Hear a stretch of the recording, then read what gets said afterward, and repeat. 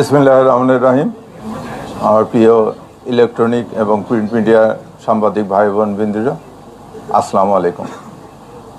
আপনারা সবাই অবগত আছেন যে গত 7ই জানুয়ারি 2026 তারিখ আনুমানিক রাত 8:30 দিকে রাজধানীর পশ্চিম তেজতুরি পাড়াস্থ হোটেল সুপারস্টারের পাশের গলিতে অজ্ঞাতনামা দুর্বৃত্ত কর্তৃক বাংলাদেশ জাতীয়তাবাদী স্বেচ্ছাসেবক দলের ঢাকা মহানগর উত্তরের সাধারণ সম্পাদক মোহাম্মদ আজিজুর রহমান ওরফে মোসাব্বির ও সুফিয়ান মাসুদকে হত্যার উদ্দেশ্যে গুলি করে। ঘটনার পরপরে আহত দুইজনকে চিকিৎসার জন্য নিকটস্থ বিআরবি হাসপাতালে নিয়ে গেলে কর্তব্যরত চিকিৎসক মোহাম্মদ আজিজুর রহমান এলাইস মোসাব্বিরকে মৃত ঘোষণা করেন এবং গুরুতর আহত সুফিয়ান ব্যাপারী এলাইস মাসুদকে উন্নত চিকিৎসার জন্য ঢাকা মেডিকেল কলেজে প্রেরণ করা হয়। উল্লেখ্য যে ঘটনায় নিহতের স্ত্রী বাদী হয়ে অজ্ঞাতনামা 4-5 জনকে আসামি করে তেজগাঁ থানায় 8 তারিখে একটা মামলা দায়ের করে। পরবর্তীতে মামলাটি নিবিড় তদন্তের জন্য ঢাকা মহানগর গোয়েন্দা পুলিশের নিকট হস্তান্তর করা হয়। প্রিয় সাংবাদিক ভাই বোনেরা, আপনারা জানেন যে এই ঘটনাটি একটি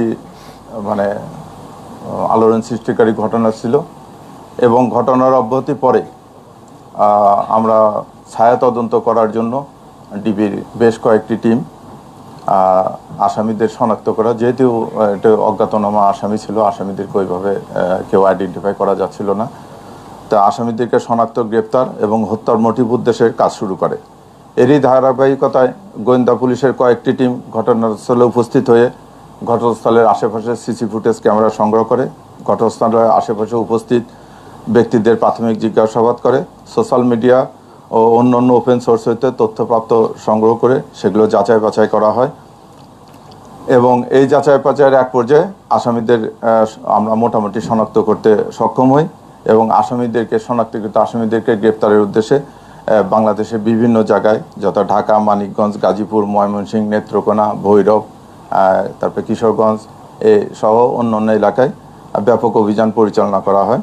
এই অভিযান পরিচালনা করে এই হত্যার সাথে সংশ্লিষ্ট 2 জন শুটারের একজন জিনাত পিতা আব্দুর রশিদ, তাকে গ্রেপ্তার করা হয়। ঘটনার মূল সমন্বয়কারী মোহাম্মদ বিল্লাল হোসেন পিতা শহীদুল্লাহ, তাকে গ্রেপ্তার করা হয়।